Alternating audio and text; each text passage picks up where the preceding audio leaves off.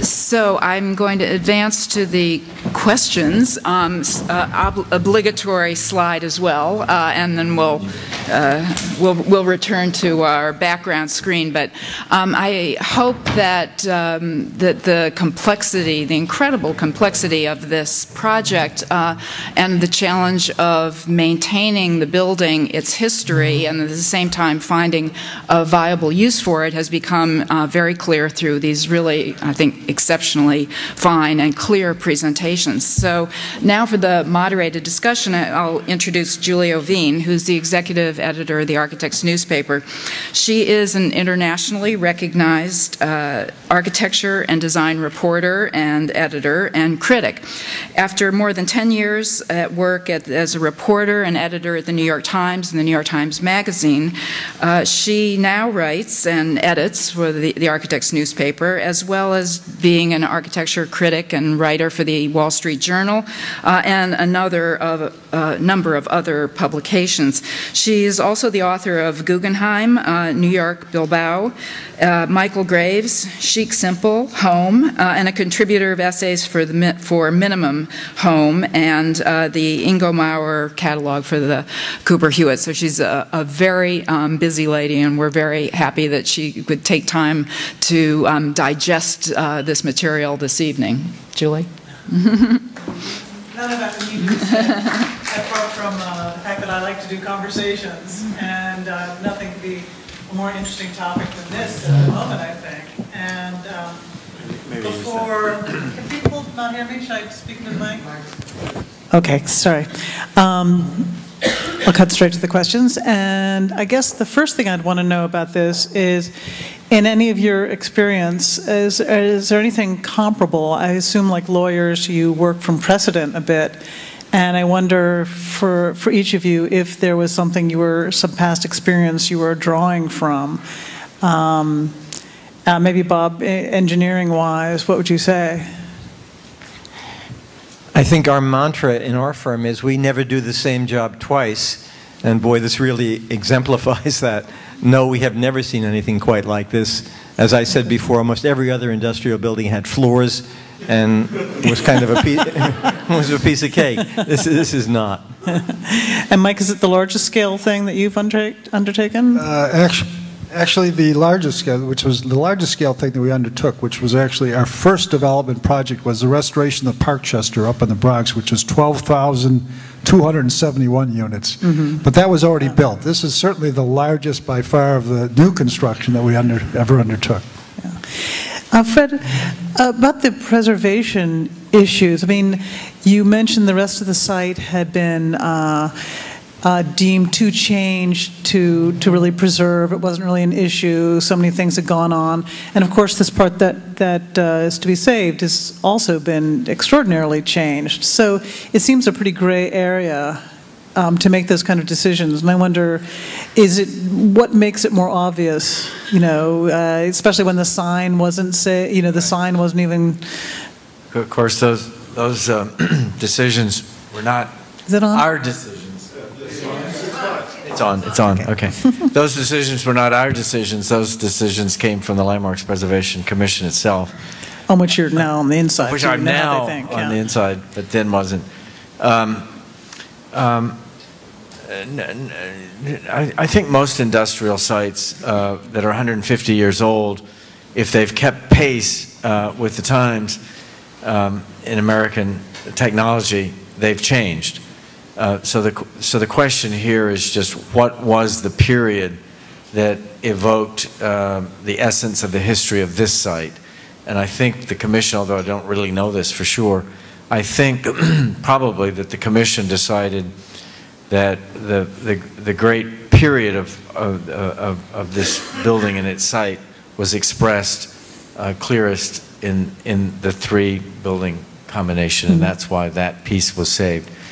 I don't know this, but it could have been also understood that to save this building, this centerpiece, the whole site couldn't be landmarked. In other words, there would have to be other development that would be brought into play to allow the restoration and preservation, very expensive, as Mike has indicated, of this centerpiece. So I think there was probably the understanding, economic understanding, that the whole thing couldn't be saved and adaptively reused, so let's save the centerpiece. And Mike, you mentioned there was an older building on the site that you had instinctively initially wanted to save. What can you describe that? Where is it? Yeah, this is the oldest building is on the extreme south of the site. It's about a 5-story building, and probably Fred can describe it better than I could. But the fact that it was the oldest, and when we initially looked at it, it was really when Raphael initially looked at it, in terms of how we would lay out the density, that seemed to make, at least certainly initially, that seemed to make the most sense to save that and build the rest of the site out. But obviously, is it already gone, or is it? And it's not gone. It's still there. It's there, but it will be gone. And what does it look like, or is it? Fred, you can probably describe it. More It's really robust sort brick? of a 5-story. I don't want to say. I can tell you. You can tell what kind of architectural tradition it's in. I'm sure. It's an earlier brick style. It's not as distinct. Yeah. It's also been changed a lot more even than the building that was landmarked. So what literally has been? Is it the? Would one say it's literally just the skin that is landmarked, or what is the? Yeah, what you see, the exterior of the building, not the interior, not that extraordinary interior. So it's really the skin of the building and everything that you see. The sign probably should have been landmarked. I think there was some discussion that why didn't we landmark that around the table as I was listening to the commissioners then, but they didn't. And ultimately, Mike and we decided that that would be a good gesture, and it made sense on the building, and I think it added value to your sense of how you're going to market the place. So I think it all worked. And Frank, you may know the answer to this. I look around, and old brick seems so much more interesting than new brick, and I don't know what went wrong with brick production, but with that courtyard in the middle now, and I don't know who, maybe Bob, how are you going to match that brick? I guess the interior is going to have to be come up with some kind of brick that'll go with that. I take it, Fred, you'll probably not try to match it exactly or do something at all. That'd be different in terms of contrast. But the old brick, it was mostly the jointing that was so distinctive. You know, they weren't using metal reinforcement or durable, and the walls were normally thicker, so you'd have these interlocking bricks, row locks and whatnot, which makes it... And the bricks themselves were and handmade. Yeah, handmade and different shapes. And actually that's what is another challenge here. The walls are so thick and so deep, when you change a couple of openings, that in and of itself becomes an operation and a challenge, and trying to get the openings to match. But I think you can match the brick if you wanted to. I mean, it's not difficult, but sometimes, and I've concluded that it doesn't make sense to do that all the time. On historic Front Street, the architect chose to show all the bricks the way they were, and then use new bricks for patches. And if anyone didn't know it was intentional, they think that we are terrible builders. But the layers of history was something that the architect wanted. And at the end of the day, I think it's unique. I mean, can you describe a little more thorough, Fred, I guess you'd be the one, when you say the addition will have an industrial character, Right. Can you be more specific about that? Well, again, I think every successful case before the Landmarks Commission where you're adding something new to old, you develop a storyline. You have to have a credible storyline of what's this about? You don't just, it's not just about the whim of the architect being creative. So in most cases, I think that means the development of or an understanding of the context of the history of the place. So when we expanded beyond just the history of the 1880s architectural, and started to understand the site as an amalgam of buildings built well into the 20th century, we began to understand this industrial, tough site with all sorts of other materials that weren't necessarily seen in the 1880s building. And somehow that collage idea along with a little creativity, began to put together in our minds a new vocabulary that was robust in its own way, but different and very distinctly different from the brick of the historic building. Were you looking at any particular, Sturt Lehigh or some other building that has a lot of glass in it that might? No, we really weren't. We were looking at the pieces of material that were on that site. In other words, there was exposed steel in some of the buildings. There were big sheets of glass even in the big building that has the Domino sign on top of it now. So we began to just look at that amalgam and throw it together and collage it almost in a building type, exposing the steel. Any insight when you said preservation people rejected, scores of iterations? What? No, they didn't. We rejected many of them ourselves. Okay. I was airing dirty laundry by showing you some of those. But Landmarks did see some of those as early sketches, as kind of, well, what would you think about this? What would you think about that? That's part of the process, I think, that any architect goes through, an exploration of different ideas. But in the case of adding new to an old building, a historic building, there's a rigor to that line of thinking that has to be carefully thought through. You really have to have a storyline. I think all good architecture has good storylines, but a lot of contemporary architecture is, I think, not constrained so much. It's more free. It's expressing flowing skin, like Frank Gehry on the the new Ratner building downtown. Here we had to really make a compelling story of why that addition related to, in some form or other, the bottom of it, or we would never have gotten landmark approval. Is preservation in dealing with industrial buildings just an entirely different animal from dealing with other types of preservation?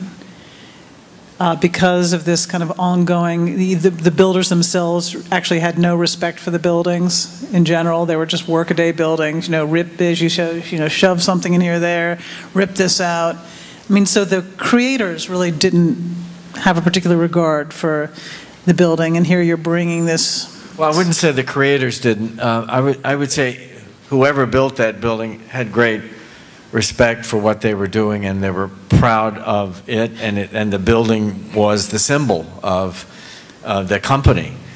But over time, I suppose pride in that building and that complex was reduced to the point where it didn't matter too much anymore. I mean, you can't rip holes into a hotel or a bank and have it survive. I mean, as a going institution. But here, maybe you could, and the margin perhaps was tight, and that's what they did. Yeah. But that became part of our story too. That violent history that the building had became part of the story of how to add new to old, how we use those conveyor belts, those jagged edges of the conveyor belt to have terraces. Instead of having genteel little terraces off to the side, which we never could have done, they would have been inappropriate, and that's the word at Landmarks, appropriateness. They would have been inappropriate, except we could make it part of the story of of that addition and reminding people of that addition. I'm kind of curious about the process in that it was only after it was landmarked that you figured out that the interior was in such irreconcilable shape.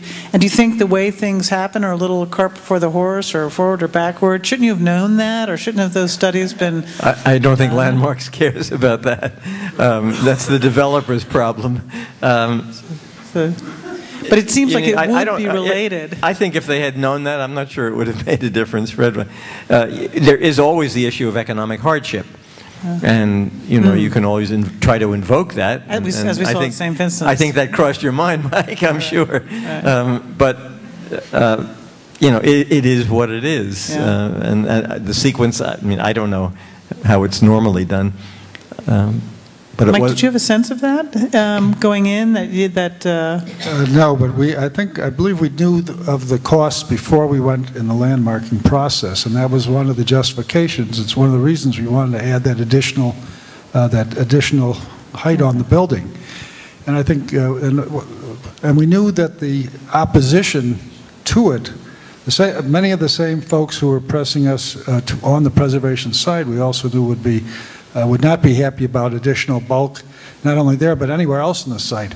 And my only comment on that is that in this whole long approval process, which ended up taking 6 years, that in some ways that these approvals all happen at once so people can understand the various trade-offs that do have to be made along in this very complex process. I mean, did the public really, I mean, the thrust of the public opposition, was it more about the height of the towers and the bulk of them, or about preserving the industrial character? Well, I think a lot, there's a lot of different opposition and a lot of different things. You know, it's New York City, so everyone has at least 3 opinions about everything. But I think the opposition very much focused, some of it wanted to preserve the whole site, and as Fred pointed out, you have to, in order to support this site, you have to have parts of the site that are income producing that can, and there is, because of our commitment to affordable housing, there is a great sense that we had to cross-subsidize some of the affordable housing, and this would just simply add to the burden of that. So we needed additional bulk on the site. Some of it was opposed to any alteration of the building at all, adding something on top, and some of them, as it turns out, were just against doing anything on the site altogether. And so many of the people who were, and many of those happen also to be some of those who wanted to preserve the whole site. So in any event, we had to take that into account. We had to try to balance all these various competing things, and I think at the end of the day, we came up with something pretty spectacular.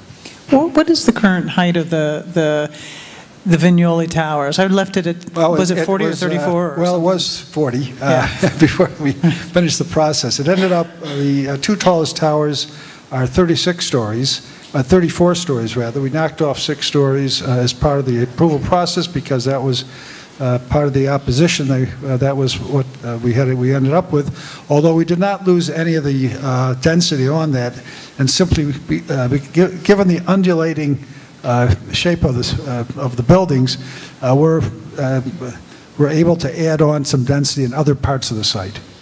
So the loss was, so we didn't lose any density, but we did lose some. We lost 6 stories on 2 of the towers. Now the thing that's really fascinating, of course, is how you're going to get the machinery out. And do you have a plan for that? Yeah, I mean, basically, what we'll be doing is, again, the abatement. Completely surveying the existing building, find out where the structure is tied to the equipment, where it's not. Brace the building, remove the roof. Helicoptering them out? And then take them out with the tower crane. Oh, okay, out the roof. Take the equipment out of the roof. We're using a tower crane. What is the size of some of that machinery? I mean, what is huge, the largest? 3 stories. I don't know what the weight is, but it's massive. How will you deal with this 3-story machinery? Will you disassemble them, or? It depends. You'll try to take them out as large as you can. You'll certainly have some welding, cutting, burning, but you'll try to take it out as large as you can. The weight's not going to be a problem because you put a tower crane there, the spans aren't that great, and you'll be able to take it out. But it'll basically be dismantling the building, sort of the way you build a building. What you built last will come out first. After you do the shoring, take the roof out, and then remove the equipment, and then thread the new building in. I think in a way, the cast iron columns not being able to be reused is a blessing. A huge blessing, because it would have been more challenging and more expensive to try and reuse that structure. So I think that what Bob and our firm came up with together is a very cost-effective solution to a costly project.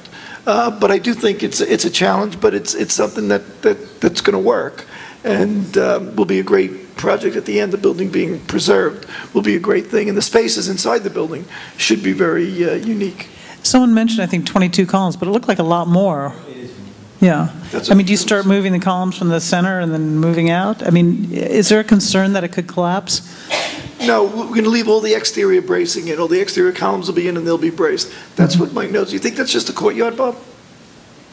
21 columns at the courtyard? Oh, I see. Oh, I see that. Okay. Yeah. Right. Yeah. Oh, to take out that centerpiece. I mean, eventually they'll all come out. Yeah. Yeah. Oh, yes. Okay. been fascinating, and I'm sure there are lots of questions from the audience. I can see you right there, yes. And do you want to take a mic? Thank you.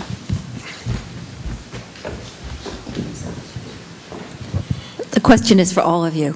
What do we do about our approval process going forward? Since 7 years or 8 years is an extraordinarily expensive time for New York City, not just for all of you. Man, I wish I had the answer to that question. You know, I think one issue that I've seen a little bit on the inside, being a commissioner of the Landmarks Preservation Commission, and really wondering about it, because, you know, the commissioners just vote. We don't run the agencies. But it seems to me as if there could be more and better communication between the agencies. I mean, I've seen a few examples of where the Landmarks Commission and the City Planning Commission were sort of thinking in different ways about maybe this project to a degree and a few other projects around the city. And you know, the citizens of New York have such a profoundly, and in this era of instant communication and blogs and Twitters and everything else, such an amazingly huge impact. I mean, democracy has never been able to be more vigorous than it is now. So my point, and that's not going to change, so my point here is that maybe the agencies can work a little bit more together so that I mean, there are many agencies. I'm just seeing landmarks and city planning in particular being able to work maybe perhaps a little bit more closely together. To that point, isn't the building department, they have a new process where they actually bring all the agencies together once a week? What is it? It was a trial.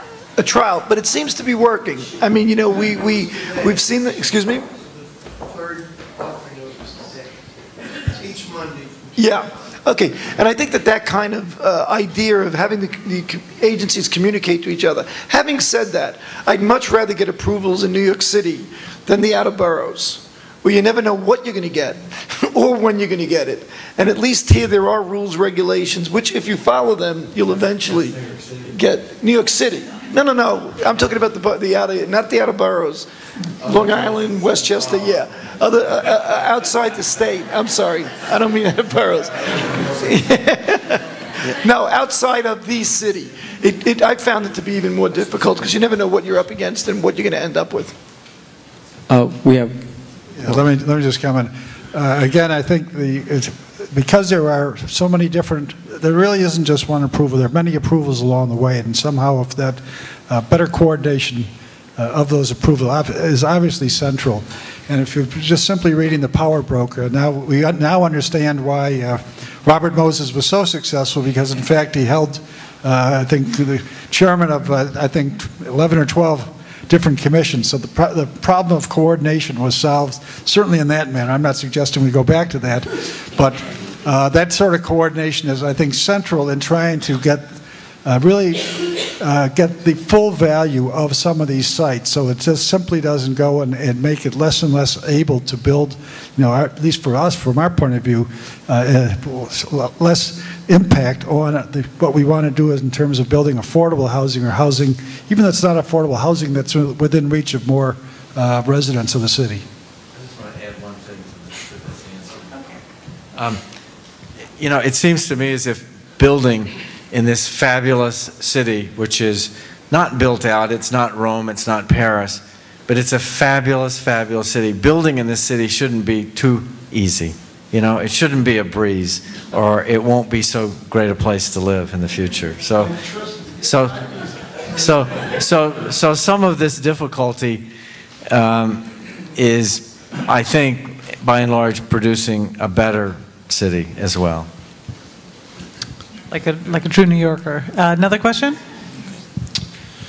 Yeah, building off that last response, I know you got the full ULURP approval for the site as presented today, but what happens if we come upon next year and the demand for the the high-end portion of the site isn't there, the economy goes south. Is there a chance that the plans might change? I guess the question is that 30% fixed? Yeah, the 660 is fixed. It's part of the site.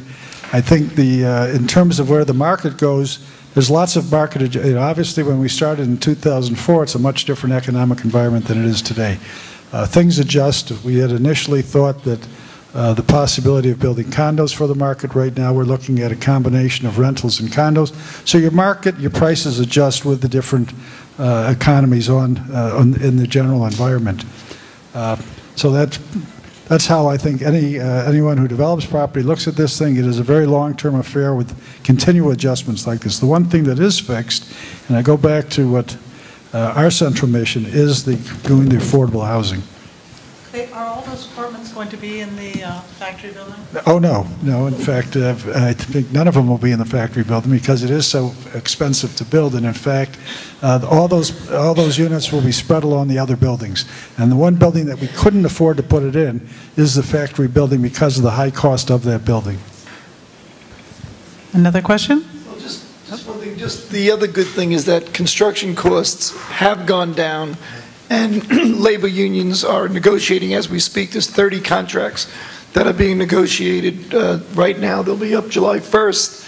And the preliminary read is that there'll be pretty good concessions, and there should be good construction costs as you go forward.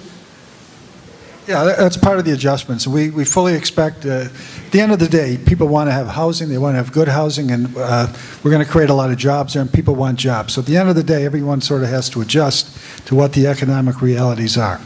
And that's how we're planning this, and again, we plan to start construction in about a year, a little more than a year from now. Someone over here has a question? Yes, thank you. I wondered if the steel framing could be installed before the columns are removed in order to preserve the structural integrity of the skin, and do it that way, and just to make it cheaper or more. No, it would be, especially given the type of columns and the way you have the columns, the existing structure weaved around the existing industrial machines, it doesn't make sense to do it that way. You could brace with kickers the exterior walls much more cost effectively and take the steel out. We have a question back there. I don't know where your mic is, though.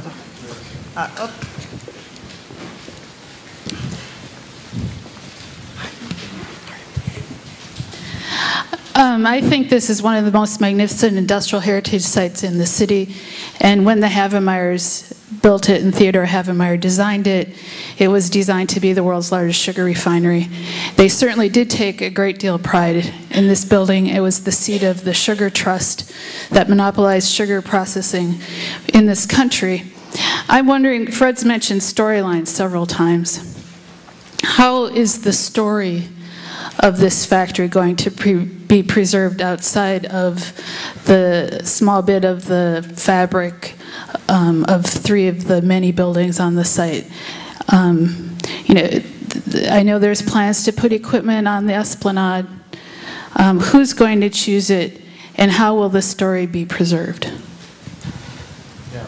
It's a good question, and I'm not sure I have the answer to it. Mike might know more about that idea, but I think you're right, and I think you're implying that if we just preserve the outside of the building with a few pieces of equipment lying around in the open space, and the inside of the building is, you know, market rate housing, how is the story of 150 years of industrial activity on this site, how is that story being told? It's a really good question, and I think there are plenty of ways of doing it, perhaps even having some sort of a museum within the space. But I don't really know, and I shouldn't presume that to answer for Mike, because I think maybe the question is more for you. A museum? I think the story of sugar is one of the really central stories of New York City's development. It's a question that we very much want to give expression to. How we're going to do that yet is that we're looking at a variety of possibilities on that. but it is something that we know, we think it should be an important part of the whole complex. I think we have time for another question? Or do we? No? Over here? One more, yeah. Last question? You in the front? Thank you. One second. Thank you very much.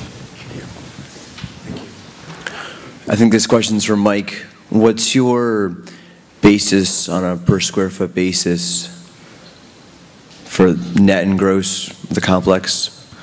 What's the total size? Projected completion date?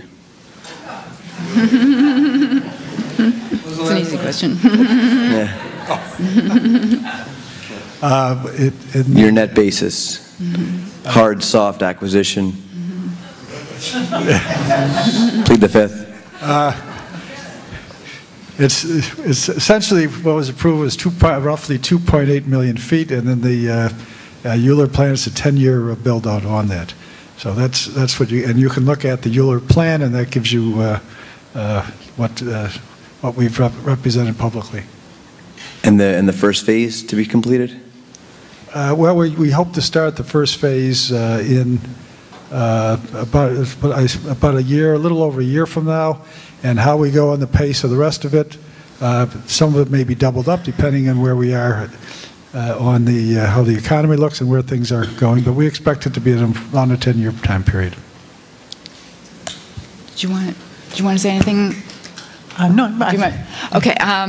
Well, I think we can continue the questions and the conversation across the street at the Skyscraper Museum, if you like, where we have some wine and water and viewing of Vertical Urban Factory, including the Domino Sugar as one of our featured examples in the New York section. So I think it's clear that 19th century, 20th century, 21st century industrial waterfront and great industrial architectural heritage is something that is going to continue to evolve. And when we bring the kind of questions and answers that have been exemplified by the speakers today, I think we know that we're in very good hands to be thinking through these most complex of issues. So thank you for joining us tonight.